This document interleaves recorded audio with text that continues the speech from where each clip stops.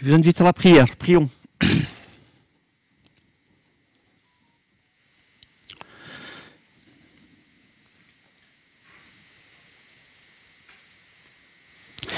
Ô Seigneur notre Dieu, en qui demeure la lumière et la sagesse, veuille éclairer par ton Esprit Saint notre intelligence, nos pensées.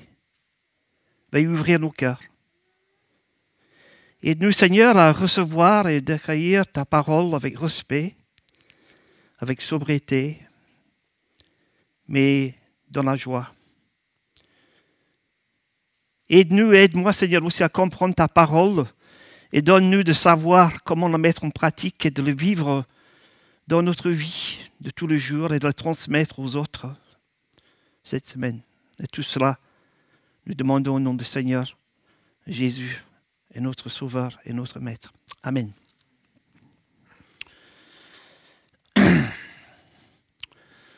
Mon thème ce matin, c'est le combat pour votre pensée.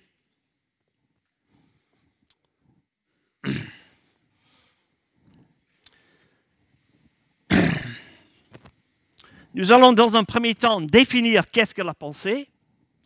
Après, nous allons voir l'importance de la pensée de manière générale et dans la Bible par la suite. Nous allons voir les conséquences et puis je vais vous donner 4 points pratiques pour gérer vos pensées. Et la conclusion. Voilà mon plan. J'aimerais faire quelques mots d'introduction. Lorsque j'avais 18 ans, j'ai lu un livre, Le combat pour votre pensée. Il y a longtemps de cela. Maintenant, j'ai 72 ans, ce n'était pas hier. Hein.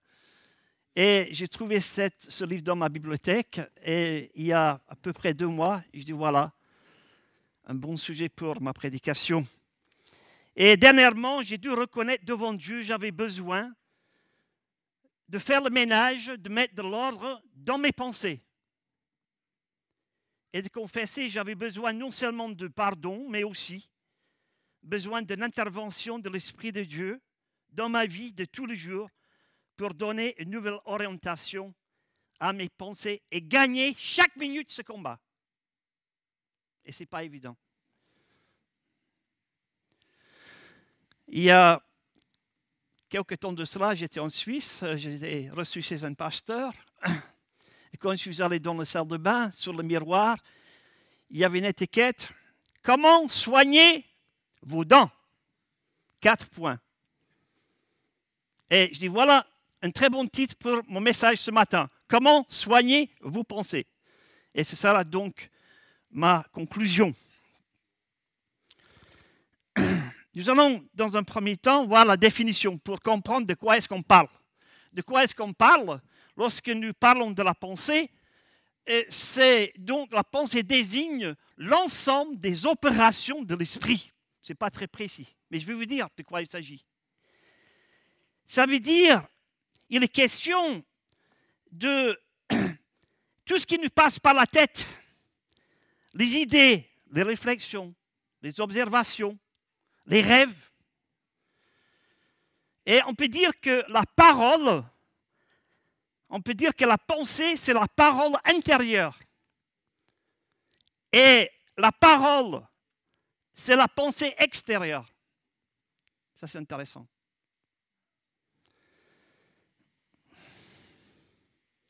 Pour beaucoup de personnes, la parole précède la pensée. Ils savent seulement ce qu'ils pensent après avoir parlé.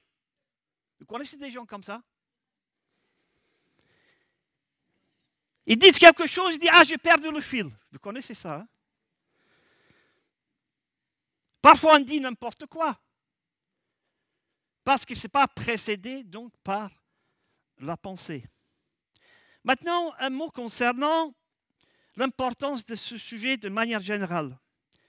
La pensée est à l'origine de toutes les grandes philosophies de tous les siècles.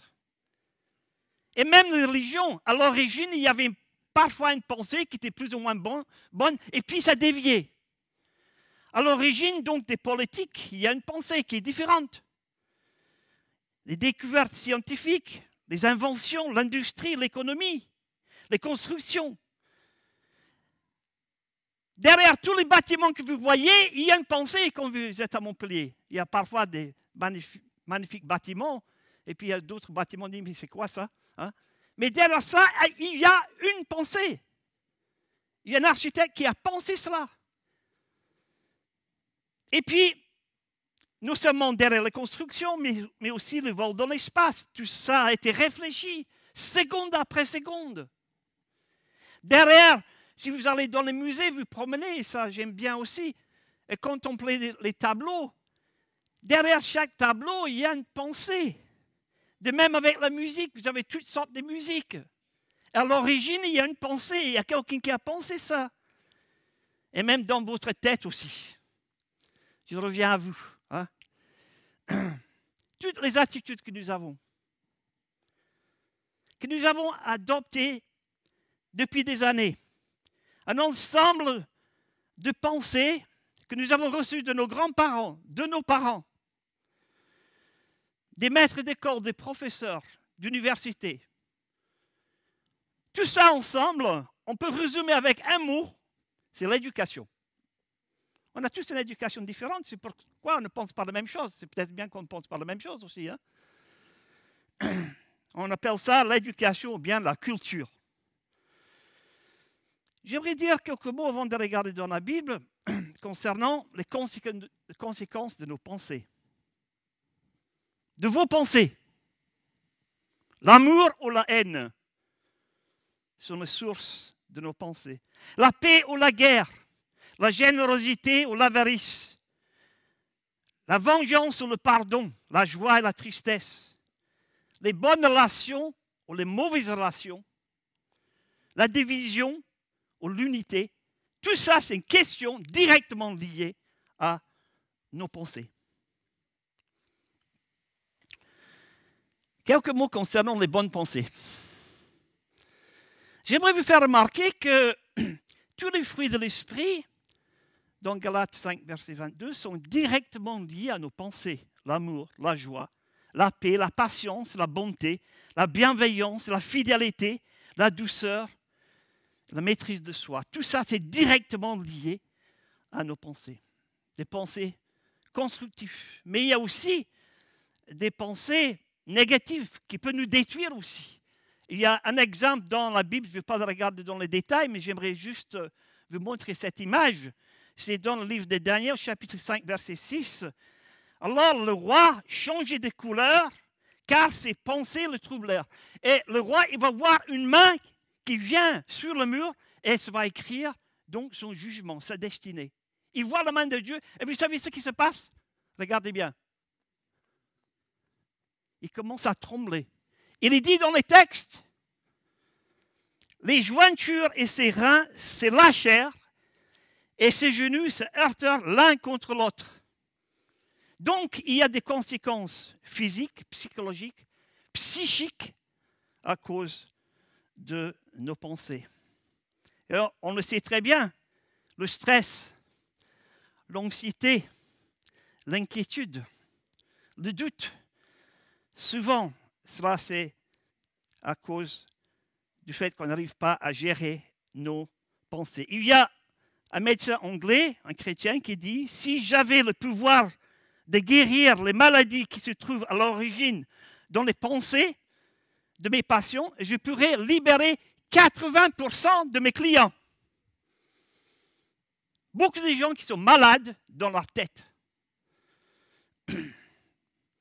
Maintenant, concernant la Bible, qu'est-ce que dit la Bible de ce sujet? Il y a plus de 50 références dans la Bible. Je les ai lues à la maison, je ne vais pas lire. Donc, j'ai sélectionné donc un certain nombre que vous allez voir ici. Peut-être le plus important. C'est dans les Proverbes 4, verset 23. C'est la version d'Alfred Kuhn que j'aime beaucoup. Veille à ce que tu penses et ce que tu ressens, car tes pensées et tes affections modèlent toute ta vie. Toute ta vie. Vous connaissez les conséquences? Vous allez voir sur l'écran. Semer une pensée, regardez bien. Semer une pensée récolter une action, semer une action, récolter une habitude, semer une habitude, récolter une destinée. En fait, ce schéma ici résume Proverbe 4, 23. Veille à ce que tu penses, à ce que tu ressens, car tes pensées et tes affections modèlent toute ta vie. Ça fait plaisir lorsque quelqu'un nous dit j'ai pensé à toi ce matin. Bon, j'espère que c'était bien. Hein? J'ai pensé à toi. Ça chauffe le cœur. Ou bien quelqu'un va vous passer un coup de fil parce que je pensais à toi. Que vous soyez un couple ou célibataire ou même un enfant, ça fait plaisir de recevoir parce que quelqu'un a pensé à quelqu'un d'autre. Ou un petit email, une invitation pour un repas. Et même rien de tout, mais seulement de savoir que quelqu'un pense à nous, ça nous encourage. Et Dieu, qu'est-ce qu'il pense, lui, toute la journée? Je me suis posé la question. Qu'est-ce qu'il fait toute la journée? C'est un enfant qui m'a posé la question. Eh bien, j'ai la réponse. Le psaume 40, verset 18. L'Éternel pense à moi. Ah, c'est formidable. Et ça m'encourage de savoir que Dieu, il pense à moi. Et si vous n'êtes pas chrétien, eh bien, Dieu, il pense à toi ce matin. Il veut changer ta vie. Il est là. Il veut faire de toi une nouvelle personne. Il ne veut pas seulement transformer tes pensées. Il veut te transformer jusqu'à dans l'éternité. Il suffit de faire un pas et de changer vos pensées et de recevoir dans votre cœur. Dieu, il pense à nous. Notez bien que Dieu, il a pensé à nous avant la fondation du monde. Il est dit dans Éphésiens chapitre 1, verset 4, que Dieu nous a élus avant la fondation du monde. Ça veut dire qu'avant que nous soyons vivants, Dieu, il a déjà pensé à nous. Ce n'est pas merveilleux, ça? Ça ne vous encourage pas? Ça t'encourage, monsieur?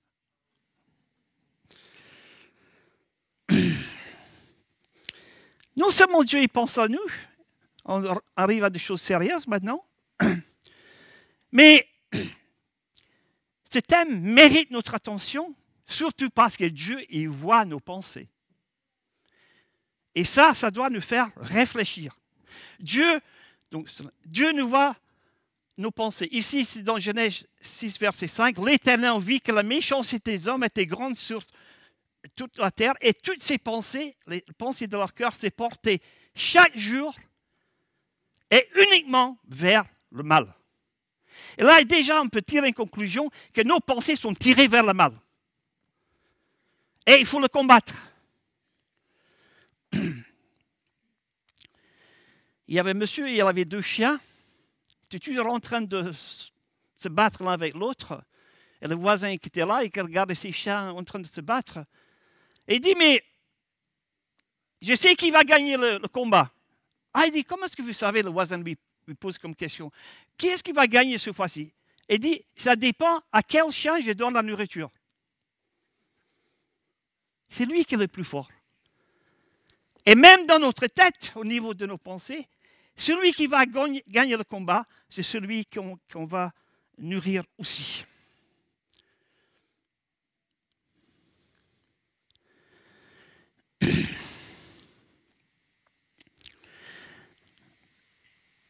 Dans l'Ancien Testament, les auteurs nous encouragent à réfléchir sérieusement sur nos pensées, les valeurs éternelles, les choses saintes, élevées, comme une étape préliminaire vers un changement d'attitude, une nouvelle attitude adoptée, une nouvelle direction à prendre, un nouveau chemin à prendre.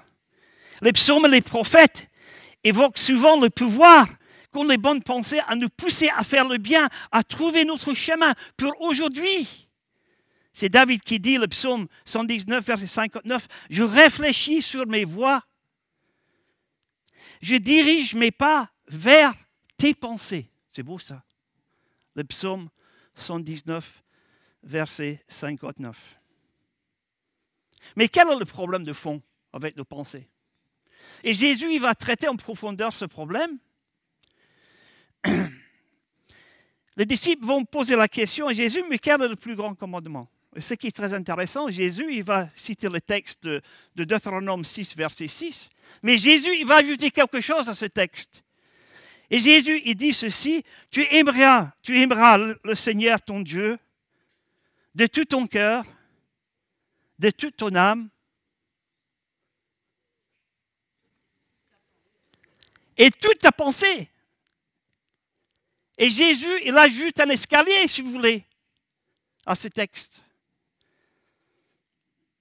Et Jésus, il va aller en profondeur, il va traiter ce thème en profondeur avec les disciples. Il va poser des questions, et même les mêmes questions que j'aimerais vous poser ce matin. Première question, c'est Jésus, il pose, Luc 5, verset 55, « Quelle pensée avez-vous dans vos cœurs? » Quelle pensée avez-vous dans vos cœurs? Deuxième question, encore plus difficile. Pourquoi avez-vous de telles pensées dans vos cœurs? Marc 2, verset 8. Je vous laisse répondre. Hein? Pourquoi vous avez des pensées comme cela? Et Jésus, il va traiter ce problème des pensées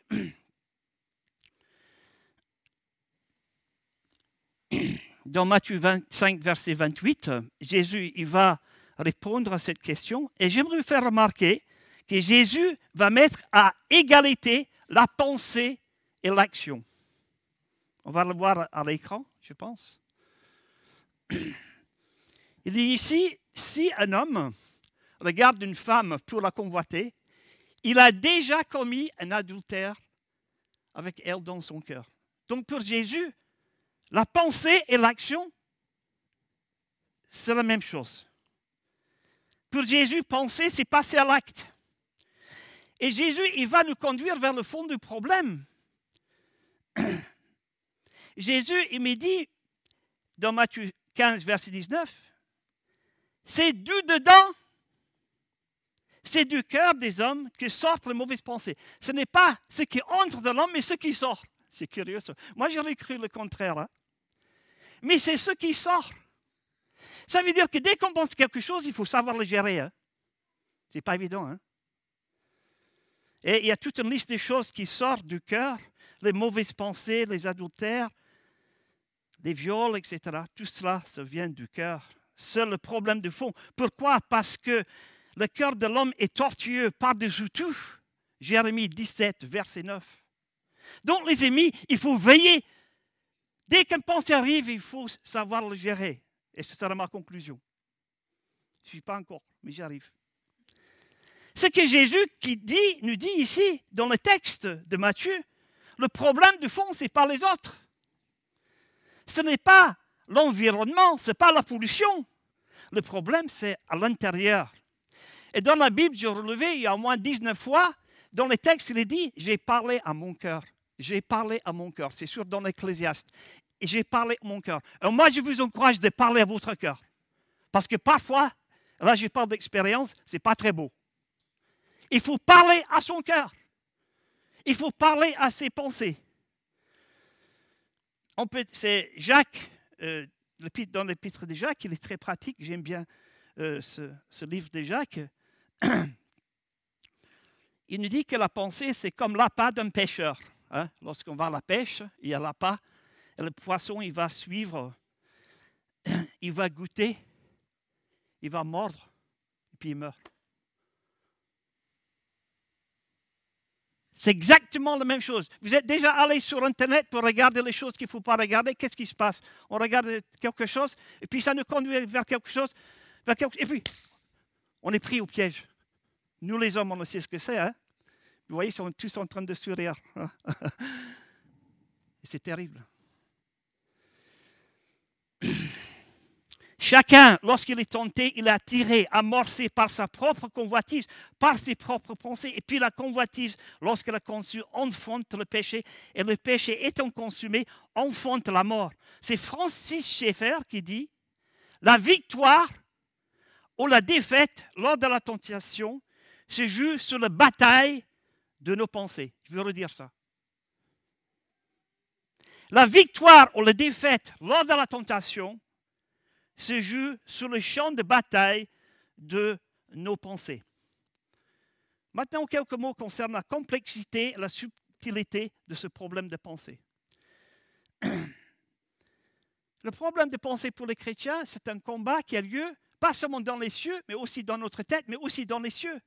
C'est un combat, Éphésiens 6, verset 12, contre une organisation spirituelle dans le lieu céleste, contre le véritable quartier du général du mal, c'est Éphésiens 6, verset 12. Ça veut dire en clair, lorsque vous faites vos courses, quand vous êtes en voiture, quand vous êtes devant la télé, quand vous êtes en voyage, le diable a beaucoup d'expérience parce qu'il nous tente lorsqu'on est fatigué et lorsqu'on est énervé. Est-ce que c'est vrai ça? Et puis, qu'est-ce qui se passe? Lorsqu'on est fatigué, on commence à céder un peu. On donne 1 centimètre, 2 centimètres, 1 mètre, et puis voilà, on est pris au piège.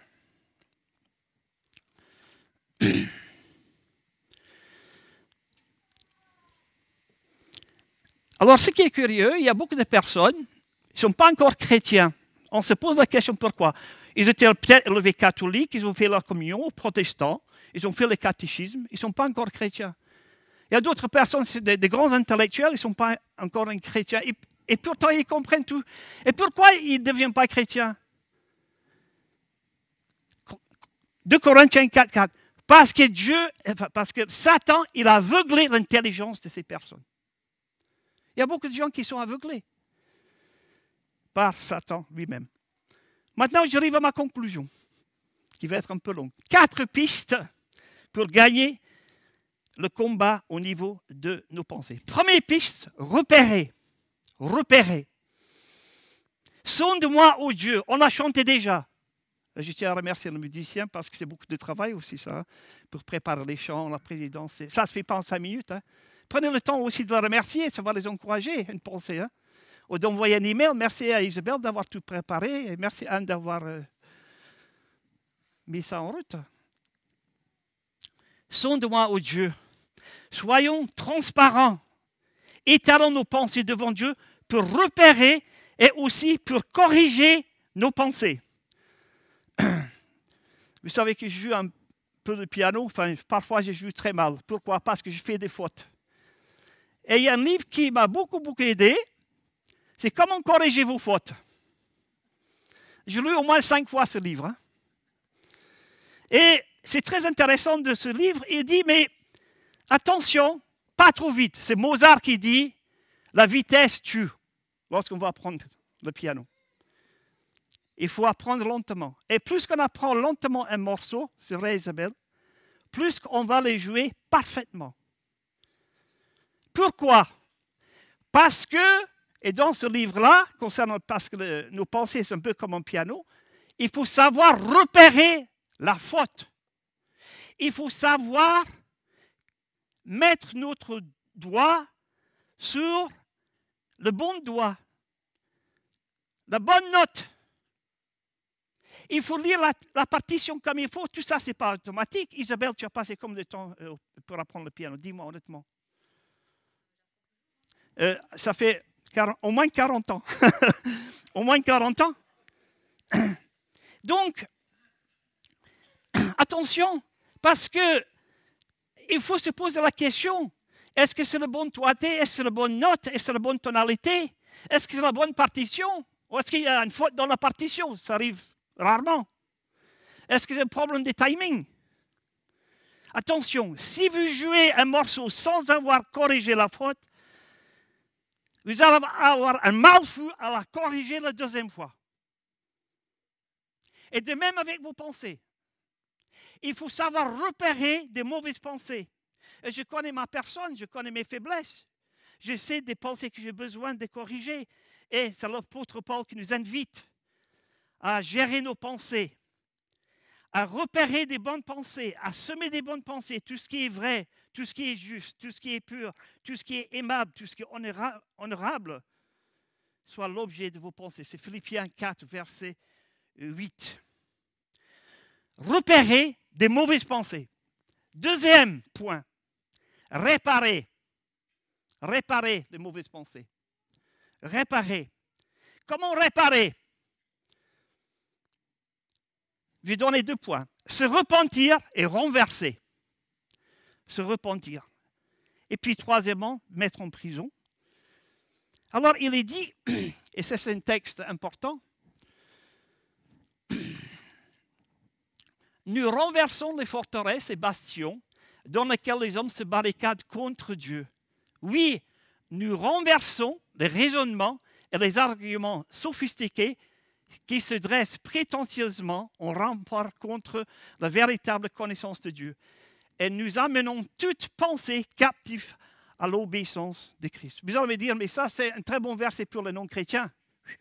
Pas vrai. C'est l'apôtre Paul a écrit des chrétiens. Hein? Parce que même des chrétiens, on peut avoir des pensées qui nous éloignent de Dieu.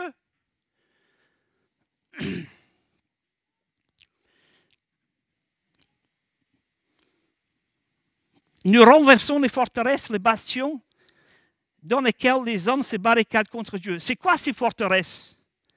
Ce sont l'ensemble des pensées, des idées, des prises de position, des mensonges, des raisonnements, des arguments qui vont à l'encontre de Dieu et sont pleins. Les pensées qui font naître le doute, la peur, l'inquiétude et qui vont exclure Dieu. C'est une espèce de rempart qui veut exclure Dieu. Et l'apôtre Paul, il dit, mais il faut le renverser. Mais ce n'est pas évident, hein? Comment le renverser? Il est dit dans le texte, les armes que Dieu nous a données, ils sont puissantes. Ils sont fournis et forgés par Dieu lui-même pour renverser des mauvaises pensées. Vous connaîtrez la vérité vous affranchira. Et comment renverser ces pensées? Regardez bien à l'écran, c'est par la repentance et par la confession. Et lorsqu'on devient chrétien, on passe des ténèbres à la lumière. On peut avancer, s'il vous plaît. Détourne ton regard de mes péchés, efface toutes mes iniquités, ô Dieu, et crée en moi un cœur pur. Renouvelle en moi un esprit bien disposé. Un esprit bien disposé. Ça vous est déjà arrivé de reconnaître devant votre mari, devant vos enfants, ou devant quelqu'un d'autre une faute? Et ça nous libère. C'est une puissance libératrice. Alors, nous pouvons dire que ces forteresses dans notre tête, c'est des forteresses, mais ils sont en carton. C'est des forteresses qui sont bidons. Pourquoi? Parce que lorsqu'on va les confronter avec l'Évangile, elles ne résistent pas. Parce que l'Évangile, c'est une puissance de Dieu pour détruire ces forteresses. Mais vous me dites, mais Yann, est-ce que tout ça c'est vrai? Oui, c'est vrai, parce que j'ai vécu dans ma propre vie. Hein. Et grâce à la victoire de Jésus sur la croix et sur le péché, non seulement les pensées sont vaincues, sont démolies, mais ils sont pris captifs. Ils doivent se soumettre donc à Jésus. C'est la victoire. Ils sont subjugués sous le contrôle de l'autorité. Ils ne peuvent plus bouger. Ça, c'est formidable. Je ne sais pas si vous avez vu en judo, on va plaquer quelqu'un au sol et c'est fini. C'est la victoire. Il ne bouge plus. Mais on dit, mais Yann, attends. La réalité, c'est que je peux même confesser quelque chose aujourd'hui. Mais demain, les mêmes pensées vont revenir au galop comme une quantité innombrable, comme un armée de fourmis dans ma tête. Ça revient. Troisièmement, Martin Luther a dit, nous ne pouvons pas empêcher les oiseaux de voler au-dessus de notre tête, mais nous pouvons les empêcher de faire leur nid dans nos cheveux. Enfin, pour certains, ça sera difficile, hein? Enfin, bref. Troisième point, remplacer. Remplacer. Il y a quelques années de cela, Françoise et moi, on avait une petite voiture, un Volkswagen, un Beetle, un coccinelle, on dit. On allait de Paris à Marseille, et sur l'autoroute, le moteur a lâché. Je n'ai jamais... Alors on est descendu, on ouvre le coffre devant, il n'y avait pas le moteur parce que c'est derrière. Hein? Je ne suis pas très mécanicien. On ouvre le coffre, on regarde, oui, ça marche, ça fume partout, mais on va quand même essayer de pousser la voiture si ça démarre. Sur l'autoroute, tous les deux. On a pu pousser la voiture jusqu'à la station de service. On a téléphoné à un ami d'opération mobilisation. Quelqu'un le connaît, c'est sûr. Il dit, j'arrive, mais avec un autre moteur. Il arrive sur place le lendemain. Dans une demi-heure, il sort le moteur et met un autre. On est reparti. C'était merveilleux. Hein? Remplacer. Il faut remplacer les mauvaises pensées par des bonnes pensées. Et j'aimerais vous montrer un schéma sur l'écran ici.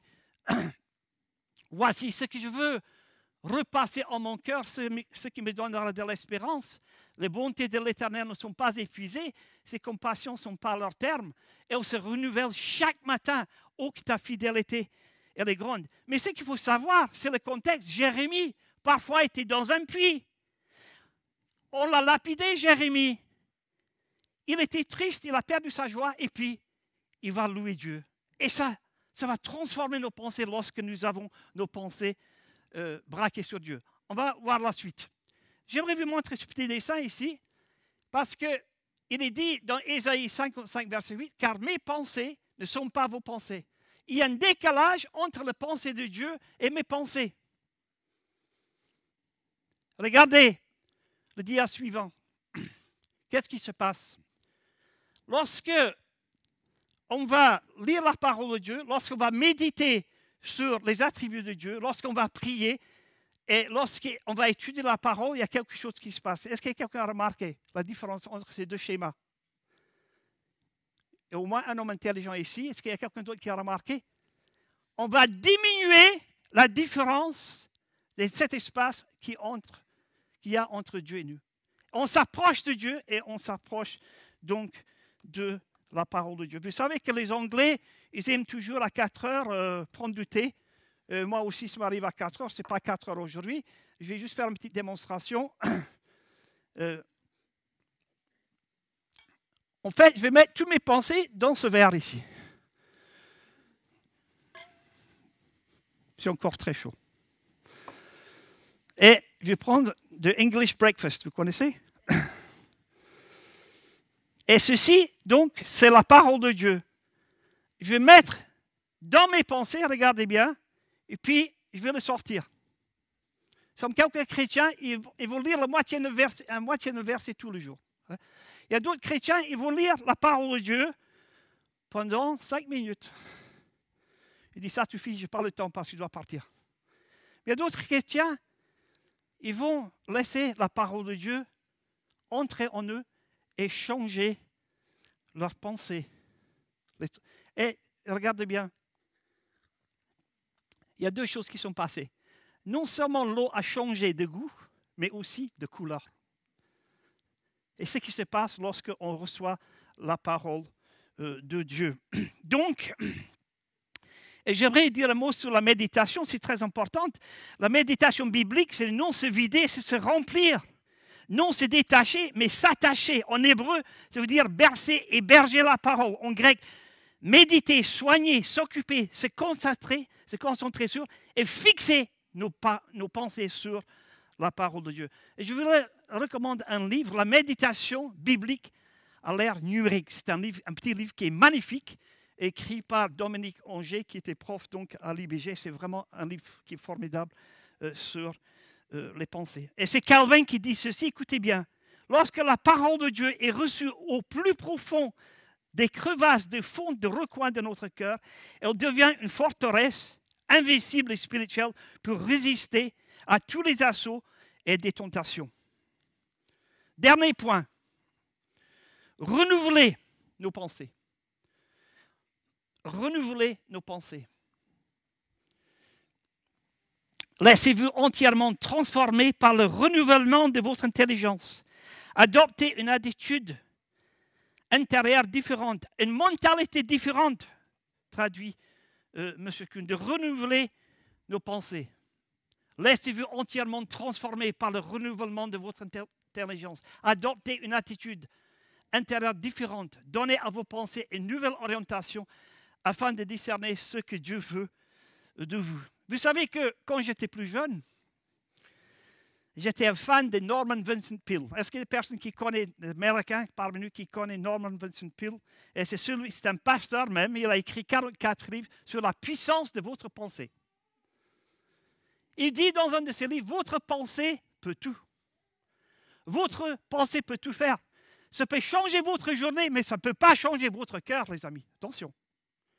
Il y a beaucoup de livres comme ça à la FNAC concernant la puissance. Mais c'est seulement Jésus mort à la croix qui peut changer nos pensées. Par contre, une pensée sur l'influence et la direction, la puissance du Saint-Esprit peut changer notre attitude, faire plaisir à Dieu et contribuer à l'évangélisation du monde. Je reviens à mon ami George Verwer. Il y a plus de 60 ans, il était dans un bar en Angleterre avec quelques personnes. Il discutait entre eux. Et George dit, mais moi j'ai une idée. Il dit, moi j'ai l'idée de prier maintenant pour que Dieu nous donne un bateau. Oh, il dit, tu es complètement fou, ça ne marchera pas ça. Vous savez quoi? Pour être court, Dieu a donné 5 bateaux différents. Logos 1, Logos 2, Doulos, Logos Hop, Doulos Hop. 5 bateaux parce qu'une personne a eu une pensée inspirée par la puissance du Saint-Esprit. Ce n'est pas merveilleux? Je termine parce qu'on me regarde avec de grands yeux maintenant. Quand il n'y a pas de vision, quand il n'y a pas de pensée qui vient de Dieu, le peuple est sans frein. En hébreu, ce texte veut dire le peuple de Dieu est comme des chevaux qui ne sont pas attachés. Ils font n'importe quoi, ils vont n'importe où. C'est le Proverbe 29, verset 18. Mais quand les pensées sont bonnes, inspirées par Dieu, il y a de l'ordre, il y a la paix et la bénédiction pour nous et aussi pour les autres. Et vous savez que les anciens de notre Église, écoutez bien, il y a quelques années, je ne vais pas dire qui, mais il y a une personne qui a eu une pensée, c'est d'avoir un plan d'ensemble pour notre Église, la vision de notre Église. C'est vrai ça? Et je pense qu'on a tous signé ça, on est tous d'accord. Mais une personne a pensé, et c'est merveilleux. Je conclus. Avec les questions de Jésus, quelles pensées avez-vous dans vos cœurs? Pourquoi avez-vous des pensées comme cela? Décidons de repérer les pensées qui ne font pas plaisir à Dieu. Décidons aussi de se repentir, de renverser ces forteresses par la repentance. Et après le culte ce matin, je vais inviter des personnes qui veulent se repentir et demander pardon pour leur pensée, de venir devant après le culte et on va prier ensemble pour que nous puissions être libérés et renverser des forteresses. Je veux vous encourager donc d'établir un plan pour mémoriser la parole de Dieu, par exemple un verset par mois, d'établir un plan pour étudier la parole et aussi de réduire votre temps devant la télé, Internet, les jeux, Twitter, Facebook, WhatsApp, TikTok, vous connaissez tout ça, hein? Qu'est-ce qu'ils veulent ces gens? Ils ne veulent pas seulement notre temps, attention, ils veulent aussi nos pensées. Alors, ma conclusion c'est la suivante. Dieu, qu'est-ce qu'il fait? Donc, je fais tout ça, moi, mais Dieu, qu'est-ce qu'il fait? Faites connaître vos besoins à Dieu. C'est Philippiens 4, verset 7. Écoutez bien cette belle promesse. Faites connaître vos besoins à Dieu. Et la paix de Dieu, qui surpasse toute intelligence, gardera vos pensées et votre cœur. Protection de Dieu. Deuxième conclusion. Dieu a des grands projets pour nous. Dieu a des idées formidables pour chacun d'entre nous. C'est Éphésiens 3, verset 21. À celui qui peut faire, par la puissance qui agit en nous, il peut faire infiniment au-delà de tout ce que nous pensons ou imaginons, et M. Cuny le traduit, nous osons espérer, rêver. Ça, c'est formidable, ça. Dieu, il agit lorsque nous sommes obéissants. Et tout ça, c'est à la gloire de Dieu, dans l'Église et en Jésus-Christ, dans toutes les générations, des siècles. Amen. Prions. Je vais prier. Après, on va avoir un petit morceau de musique. Et je vous invite à rester aussi dans le silence. Demandez à Dieu d'intervenir, de vous aider aujourd'hui, de reconnaître, de repérer, de réparer, de renouveler vos pensées. Prions.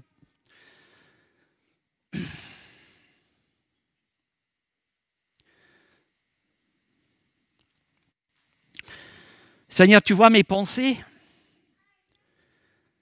qui ne t'honorent pas toujours. Lave-moi, purifie-moi. Donne-moi des pensées qui sont pures, sans tache, sans préjugés, justes et vraies, honnêtes, nobles, honorables. Attire mes pensées vers ta personne, tes attributs, tes œuvres, ta sainte parole. Que mes pensées soient comme une fenêtre à travers laquelle ta lumière va jaillir, ou comme un miroir qui reflète ta bonté, ta bienveillance, ta paix et ta grâce, ta fidélité et ta sainteté à toutes les personnes que je vais rencontrer cette semaine. Tout cela, je demande au nom de Jésus, mon Seigneur et mon Sauveur. Amen.